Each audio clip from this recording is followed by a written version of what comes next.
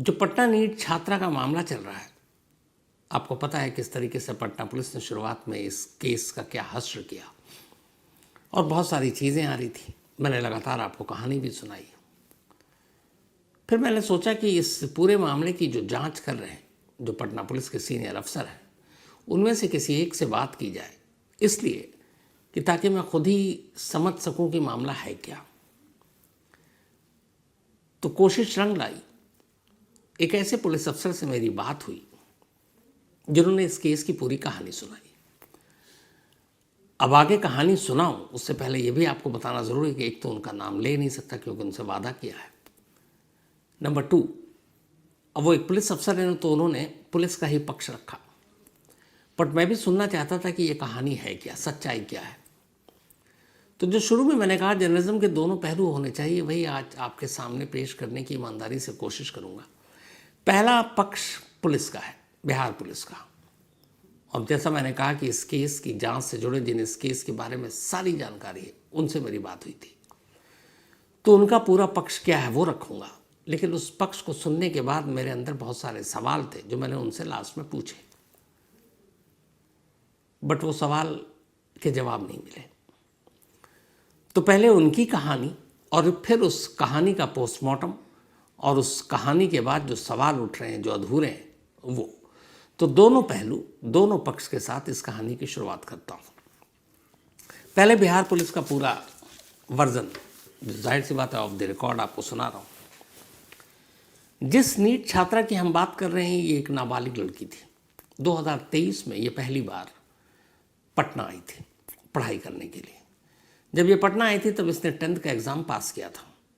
पटना आने के बाद अब इसने डॉक्टर बनने के लिए नीट की कोचिंग सेंटर में दाखिला लिया और फिर वहीं एक जो हॉस्टल है, girls hostel, Shambhu girls hostel, उसमें उसके पेरेंट्स ने देखा, पता किया और फिर वहाँ पर 10 से 12 हज़ार रुपये, जिसमें खाना पीना रहना सब कुछ शामिल है, तो वहाँ वो रहने लगी उस गर्ल्स हॉस्टल में। ये कमरा बहुत ही छोटा, मतलब जो पटना में आमतौर पर इस तरह के गर्ल्स हॉस्टल होते हैं उसमें दूर दराज से, गांव से भी लड़के लड़कियां बच्चे पढ़ने के लिए आते हैं। तो बस ये समझिए 3 फीट बाई 5 फीट का ये कमरा है। और 3 फीट बाई 5 फीट कितना हो सकता है आप उसका अंदाज़ा लगा सकते हैं। तो यहाँ पे ये रहना शुरू कर देती है। 10 से 12 हज़ार रुपये इसका खाने पीने के साथ था। और इस गर्ल्स हॉस्टल में ये था कि टिफ़िन सिस्टम था, मतलब हर स्टूडेंट्स को टिफ़िन उसके दरवाजे पर पहुँचा देते थे, वो अपने रूम में खाना खा सकते, ब्रेकफास्ट कर सकते। तो 2023 में आई, 10वीं पास करने के बाद उसके बाद इसने नीट के एग्ज़ाम की तैयारी शुरू की। फिर इसी दौरान में 2 साल हो गए, 23 से 25, शायद इसने 12वीं का एग्ज़ाम भी दिया। 12वीं का एग्ज़ाम पास किया कि नहीं ये भी पुलिस को पता नहीं। और ये मैं अभी की पूरी कहानी फर्स्ट पार्ट पुलिस के हवाले से सुना रहा हूँ ताकि उन्हें भी शिकायत ना हो कि हमारा पक्ष नहीं रखा गया। तो 12वीं पास की कि नहीं ये अभी तक के इन्वेस्टिगेशन में क्लियर नहीं है, लेकिन ये नीट की अपनी तैयारी करती रही। जब नीट की तैयारी करती रही तो नीट के बच्चे जो तैयारी करते हैं उनका एक टेस्ट सीरीज चलता है पूरा, हर वक्त वीकली। करीब 50 टेस्ट सीरीज हुए, 50। जो रिकॉर्ड है उसके हिसाब से ये है कि इस नीट की छात्रा ने उन 50 में से 48 टेस्ट में अपेयर नहीं हुई, एब्सेंट रही। 50 टेस्ट, उसमें से 48 में एब्सेंट। 2 के बारे में अभी पुलिस जांच कर रही कि वो बैठी, पूरा एग्ज़ाम दिया नहीं दिया, टेस्ट दिया कि नहीं दिया, क्लियर नहीं अभी। ये सब चलता रहा। अब इस नीट छात्रा के जो पेरेंट्स हैं, पिता एक स्कूल में मुलाजिम है, एक भाई है और एक ये भाई भी बड़ा है लड़की से, लेकिन वो कुछ करता नहीं है। बकौल पुलिस वो लगभग यूं ही है। तो अब ये लड़की यहीं रहकर पढ़ाई कर रही है। दिसंबर का महीना आता, हॉस्टल में छुट्टी होती नहीं, लेकिन ये था कि कोचिंग इंस्टीट्यूट बंद। तो ये बच्ची 26 दिसंबर को अपने गांव जाना चाहती है। ये लड़की जब भी आती थी पटना से, जो इसका घर है जहाँ, वो मुश्किल से 1 से 1.5 घंटे का रास्ता है, तो वो ट्रेन से आया करती थी। लेकिन 26 दिसंबर को जब ये लड़की पहली बार पटना से अपने घर गई तो इसके माँ, बाप और भाई, ये तीनों एक स्कॉर्पियो का कार गाड़ी वो किराए पर लेते हैं और किराए पर लेने के बाद पटना पहुंचते हैं। पटना आने के बाद वो अपनी बेटी और अपनी बहन को उसी स्कॉर्पियो गाड़ी में बिठाते हैं। स्कॉर्पियो गाड़ी एक ड्राइवर चला रहा था जिससे इन्होंने किराए पर लिया था, और फिर ये 26 दिसंबर को वापस अपने गांव पहुंच जाते हैं। 26 दिसंबर से लेकर 5 जनवरी तक ये लड़की अपने घर रहती है। जिन पुलिस अफसर से बात की उनका ये कहना है कि जब 26 दिसंबर को स्कॉर्पियो से ये लोग गाँव पहुँचे, तो जब गांव पहुँचे तो वहाँ इनके घर के पास एक मेडिकल स्टोर है। लड़की के पिता, उनको नींद की कुछ प्रॉब्लम है तो वो नींद की गोलियां खाते हैं। तो वहाँ से ये लोग उतरे। लड़की ने उसी मेडिकल स्टोर से जहाँ से इनके पिता नींद की गोलियां खरीद कर खाते हैं 370 रुपये पेटीएम किया और नींद की गोली के 6 पत्ते खरीदे।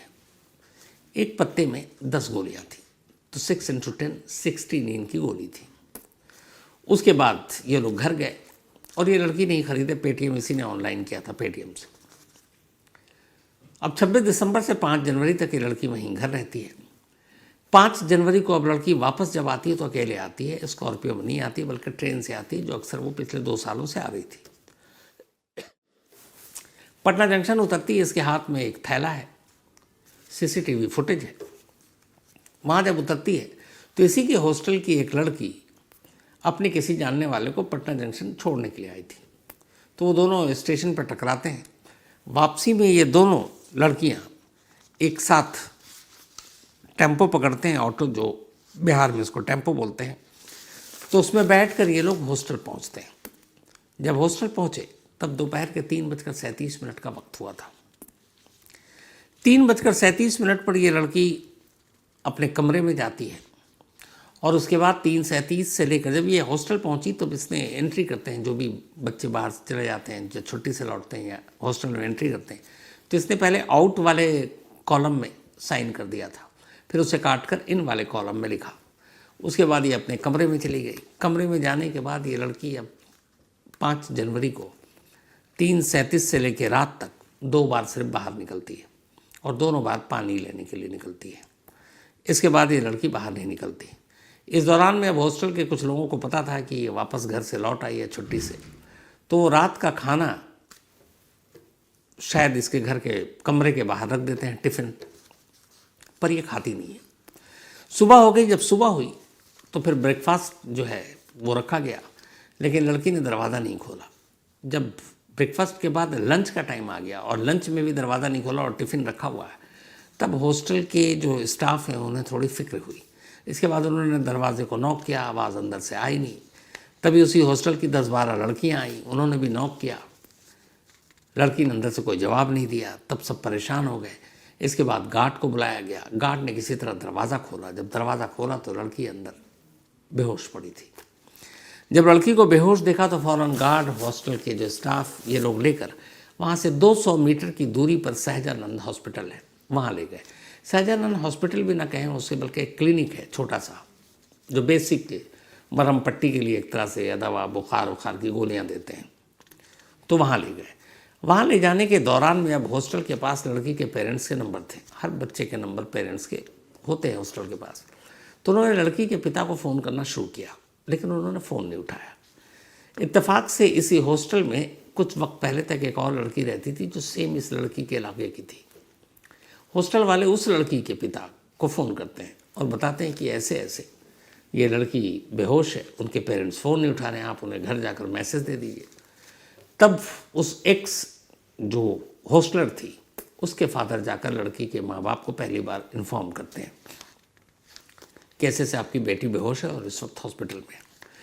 इधर तब तक सहजानंद हॉस्पिटल में लड़की है, उसका इलाज चल रहा है, लेकिन इंतज़ार कर रहे हैं आगे क्या होगा कि पेरेंट्स आएँ तब कुछ बताएं।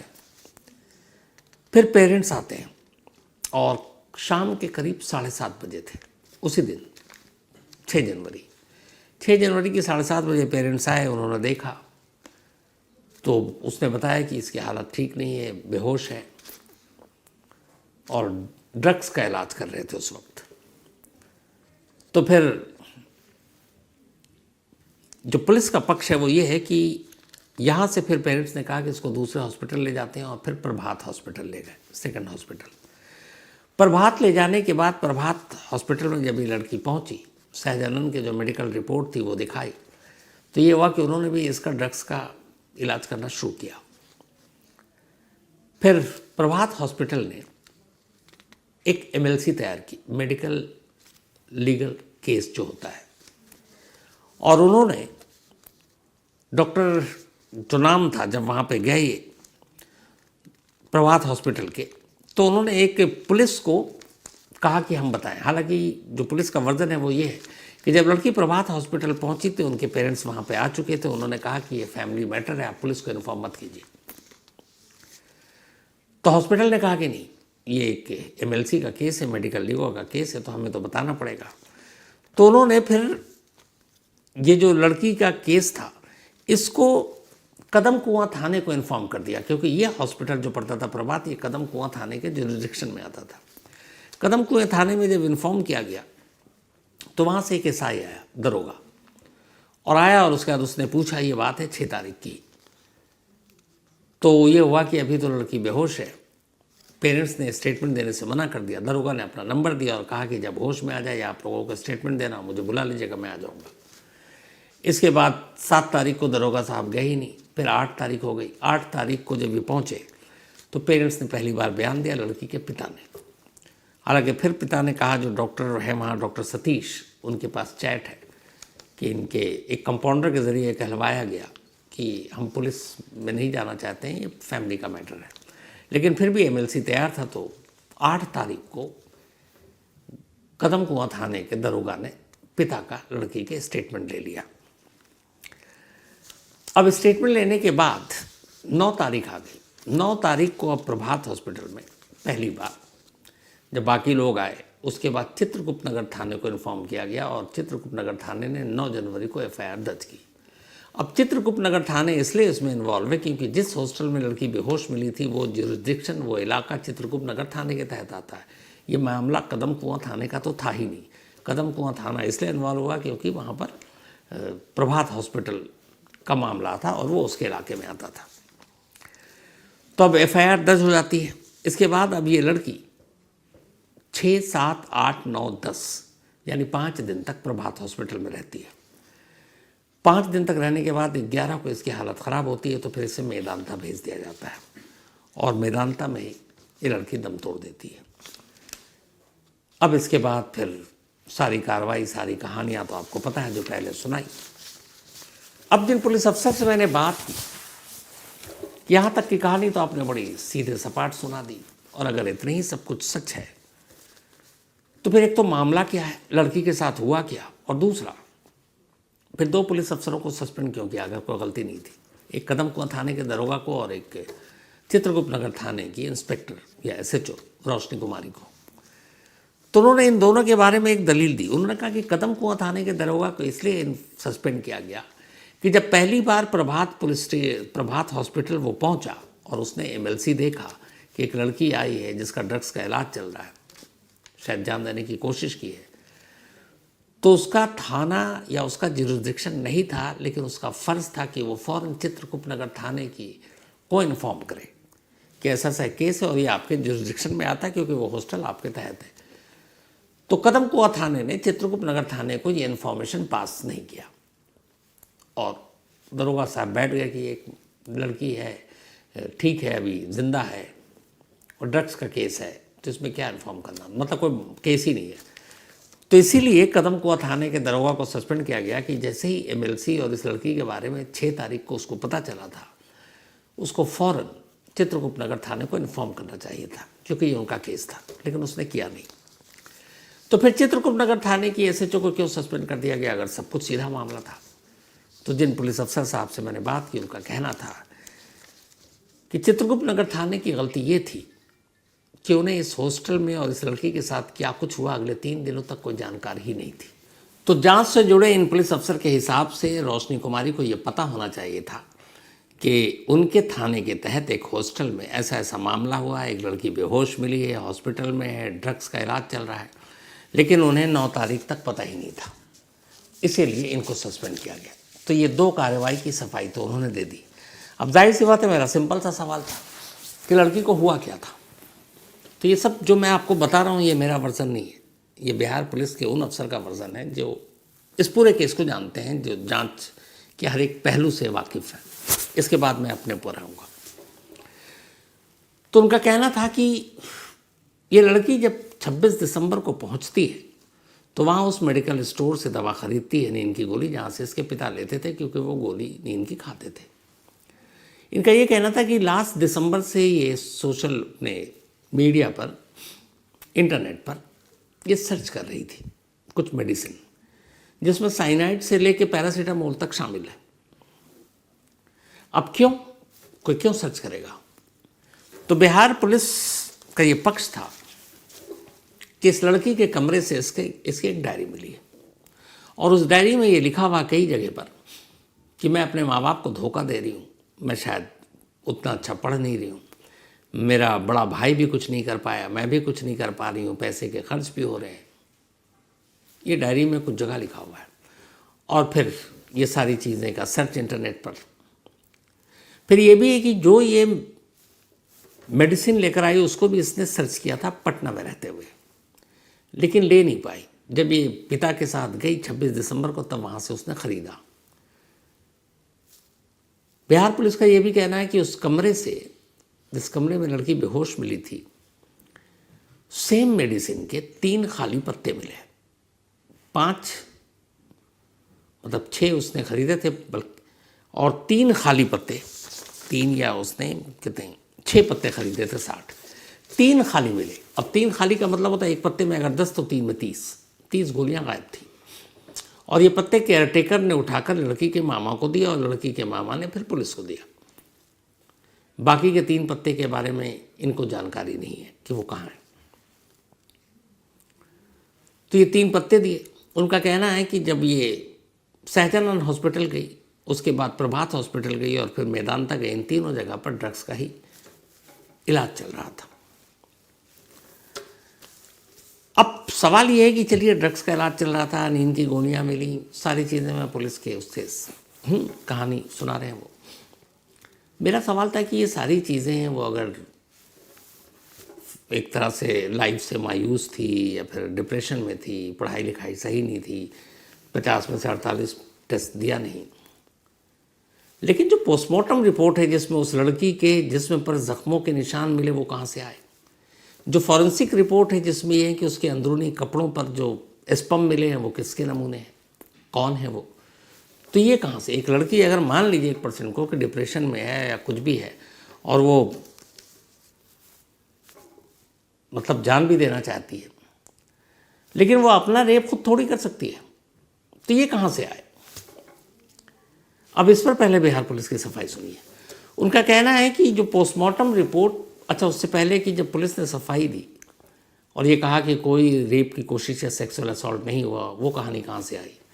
तो इनका कहना था कि जब प्रभात हॉस्पिटल की जो लेडी डॉक्टर थी, सबसे पहले उसने ये बात की और उसने ये बात डॉक्टर सतीश को बताई। डॉक्टर सतीश ने फिर रोशनी कुमारी को बताई, जो SHO थी रोशनी कुमारी ने ASP को बताई, ASP ने SSP को बताई, लेकिन पोस्टमार्टम रिपोर्ट ने पलट दी। तो पोस्टमार्टम रिपोर्ट में जब पूछा कि जख्मों के निशान के बारे में, उसके जिस्म पर नोचने खसोटने इस टाइप के सारे जख्म हैं, तो इनका कहना था कि पोस्टमार्टम रिपोर्ट में बहुत सारे ऐसे जख्म थे जो पुराने थे 6 जनवरी के पहले के। रिपोर्ट में डॉक्टर ने उन जख्मों को भी गिन दिया और बिहार पुलिस ने इसीलिए अब उस पोस्टमार्टम रिपोर्ट के हवाले से एम्स पटना को एक रिपोर्ट देने को कहा है कि आप हमें ये बताएं कि इसमें कौन से जख्म नए हैं और कौन से जख्म पुराने हैं, मतलब कौन से 5-6 जनवरी से पहले के हैं, कौन से 6 जनवरी के बाद के हैं। खैर, अब वो एम्स जो भी रिपोर्ट दे। अब सवाल ये है कि फिर जो फॉरेंसिक रिपोर्ट है कि स्पम मिले वो क्या है और लड़की के साथ हुआ क्या? तो फिर यहाँ पे वही वो पुलिस वाला अपना जो बयान होता है, स्टेटमेंट, कि अभी हम कंक्लूज़न पर नहीं पहुँचे हैं, जैसे ही कंक्लूज़न पर पहुँचेंगे तो फिर क्लियर हो जाएगा, उसके लिए कुछ जांच अभी जारी है। तो ये थी उन सीनियर पुलिस अफसर की ज़ुबानी सुनाई गई इस केस की पूरी कहानी, जो मैंने लगभग हूबहू आपको सुनाई, और वो मैंने इजाज़त लेकर उनसे सुनाई बस उनकी रिक्वेस्ट ये थी कि आप मेरा नाम नहीं लेंगे तो मैं नाम बिल्कुल भी नहीं ले रहा हूँ, इतनी मर्यादा रखनी चाहिए और ये ट्रस्ट भी होना चाहिए। लेकिन ये वो अफसर है जिनके बारे में आपको सिर्फ इतना बता दूं कि इस केस में जो कुछ भी है, जो हो रहा है, जो हुआ है, उसकी सारी जानकारी है इनके पास, क्योंकि ये जुड़े हुए हैं उस केस से। तो अब ये तो पूरा पक्ष आ गया इस लड़की का, बाकी सारी चीज़ें। अब सवाल ये है कि पुलिस के इस वर्जन में कहाँ कहाँ झोल है। अभी बीच में आपको बताया था कि इस मामले में कुछ लोगों के डीएनए टेस्ट के लिए सैंपल लिए जा रहे हैं। उसमें खबर ये भी आई थी कि इस हॉस्टल के इर्द गिर्द 5 जनवरी को कुछ लड़के दाखिल होते हुए दिखाई दिए। इन पुलिस अफसर का कहना है कि 26 दिसंबर से लेकर 6 जनवरी तक के सीसीटीवी के फुटेज इस हॉस्टल के हमारे पास है और ये हम वक्त आने पर दिखा देंगे सभी को। उनका कहना है कि 5 जनवरी से लेकर 6 जनवरी तक इस हॉस्टल के अंदर कोई भी मेल, लड़का और मर्द की बात नहीं कर रहा हूँ, कोई भी मेल एंट्री नहीं किया है और उसके डॉक्यूमेंट्री एविडेंस है हमारे पास। इनका कहना है कि इनके पास सारे सीसीटीवी फुटेज हैं जो पटना जंक्शन पर उतरते से लेकर शाहजानंद, प्रभात हॉस्पिटल सभी के हैं। तो बकौल पुलिस इस हॉस्टल के अंदर कोई मेल दाखिल नहीं हुआ। लड़की भी उस हॉस्टल में दिखाई दी है 5 जनवरी को आते हुए और 6 जनवरी तक है, लेकिन 2 ही बार वो कैमरे में कैद हुई क्योंकि कमरे से फिर बाहर नहीं निकली। अब यहाँ सवाल ये है कि सीसीटीवी फुटेज पुलिस के पास है, लेकिन यही पुलिस रिकॉर्ड पर यह भी कह रही है कि लड़की ये 5 तारीख को आई, 6 तारीख को बेहोश मिली, 9 तारीख को एफआईआर दर्ज हुई यानी 3 दिन बाद, और 10 तारीख को एक पुलिस का ये स्टाफ, एसएचओ का प्राइवेट ड्राइवर जो कहिए, उनका कहना था वो प्राइवेट ड्राइवर नहीं है बल्कि कॉन्ट्रैक्ट पर है बिहार पुलिस के, तो वो आकर उस हॉस्टल में, इंस्पेक्टर साहिबा नहीं जाती हैं, कोई और पुलिस वाला नहीं जाता, वो जाकर डीवीआर उठाकर ले जाता है। अब यहाँ सवाल ये है कि ये जो 2 रिपोर्ट हमारे सामने है, एक पोस्टमार्टम रिपोर्ट और एक फॉरेंसिक रिपोर्ट, इन दोनों रिपोर्ट में ये तो है कि लड़की के साथ सेक्सुअल असॉल्ट की कोशिश हुई, या तो रेप हुआ या रेप की कोशिश की गई, स्पम मिले, और फॉरेंसिक रिपोर्ट से ये भी पता चला है कि ये स्पम जो है ये शायद 18 से 21 या 22 साल के किसी लड़के के। तो ये लड़का कौन है? और अगर सीसीटीवी कैमरे में 5 से लेकर 6 जनवरी तक कोई भी मेल हॉस्टल के अंदर दाखिल दिखाई नहीं दे रहा है, तो फिर इस लड़की के अंदरूनी कपड़ों पर स्पम कहाँ से आए? जब सीसीटीवी कैमरे का आपने डीवीआर ही 10 तारीख को उठाया हॉस्टल जाकर, 5 को ये लड़की लौटती है, तो अगले 5 दिनों तक, मुझे पता नहीं डीवीआर के बारे में ज़्यादा ढाल के कहते हैं कि उसके साथ, मतलब डीवीआर छोड़ी सीसीटीवी फुटेज कैमरे, हो सकता है कि उसमें कुछ छेड़छाड़ हो, अब वो तो फॉरेंसिक एविडेंस से ही पता चलेगा। लेकिन अगर इसमें बड़े लोग या कुछ इस तरह की हरकतें शामिल हैं तो फिर कोई ऐसे सबूत क्यों छोड़ेगा? बहुत मुमकिन है उसके साथ छेड़छाड़ की गई हो, कुछ ऐसे कैमरे या फुटेज ये भी हो सकता है जो पहले हों उसको गायब कर दिया गया हो, जो कोई और एंगल पकड़ रहा उसको गायब कर दिया गया हो।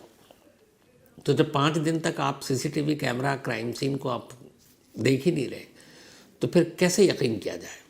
और जो कमरा क्राइम सीन है जिसमें वो लड़की रह रही है, उसके कहते हैं कि पूरा रूम साफ कर दिया गया, तो फिर उस पर कैसे माना जाए कि उस क्राइम सीन से क्या एविडेंस मिलेगा? तो पुलिस की अपनी कहानी एक तरफ, लेकिन पोस्टमार्टम रिपोर्ट और फॉरेंसिक रिपोर्ट के इन सवालों से पटना पुलिस बच नहीं सकती है कि अगर आपके हिसाब से सब कुछ सही है, लड़की परेशान थी, लड़की इंटरनेट पर सर्च कर रही थी तमाम तरह की दवाएं, तो फिर सेक्सुअल असॉल्ट, रेप या रेप की कोशिश उसके साथ कैसे हो गई? स्पम के जो स्पॉट है वो कहाँ से मिल गए? मतलब कोई तो है, किसी ने तो कुछ किया है। और फिर खुद पुलिस का कहना है कि 26 दिसंबर से लेकर 5 जनवरी तक ये लड़की अपने घर में ही थी, इधर उधर और कहीं नहीं गई है। और पुलिस इस दौरान की उसके सारे कॉल डिटेल, जो स्कॉर्पियो लेने आए उसके ड्राइवर से लेकर सबकी पूछताछ, यहाँ की लोकेशन, सारी चीज़ें हैं, डायरी वायरी सब कुछ है, सब पता कर रही है। तो जब लड़की 26 से लेके 5 जनवरी तक बिल्कुल घर में है और 5 जनवरी को लौटती है और अचानक अगले दिन 6 जनवरी को वो कमरे में बेहोश मिलती है और उसके बाद रेप या रेप की कोशिश पोस्टमार्टम रिपोर्ट बताता है और फिर फॉरेंसिक रिपोर्ट स्पम के स्पॉट बता रहा है। तो ये आखिरी के मैं कहूँ अगर 3:35 पे पहुंची है और अगले दिन दोपहर लंच के वक्त वो शायद जब नहीं मिली तब लड़कियां वहाँ गई थी उसे ढूंढने के लिए। तो इस दौरान में लगभग यानी कि 20 घंटे की कहानी क्या है, और यही 20 घंटे की कहानी पटना पुलिस अब तक सामने नहीं ला पाई है और इन्हीं 20 घंटे की कहानियों में सारी सच्चाई छुपी है। तो जब तक ये क्लियर नहीं करेगी बिहार पुलिस कि ये स्पम का राज क्या है, ये रेप या रेप की कोशिश का क्या है, तो तब तक तो शक और उंगलियां दोनों उठती रहेंगी। कुछ तो है गड़बड़ जिसे छुपाने की कोशिश की जा रही है। और अगर बिहार पुलिस, पटना पुलिस का ये दावा है कि उनके पास सारे सीसीटीवी कैमरे, फुटेज, वीडियो रिकॉर्डिंग एक पुख्ता सबूत है, तो फिर पुख्ता सबूत को उनको सामने रखना चाहिए।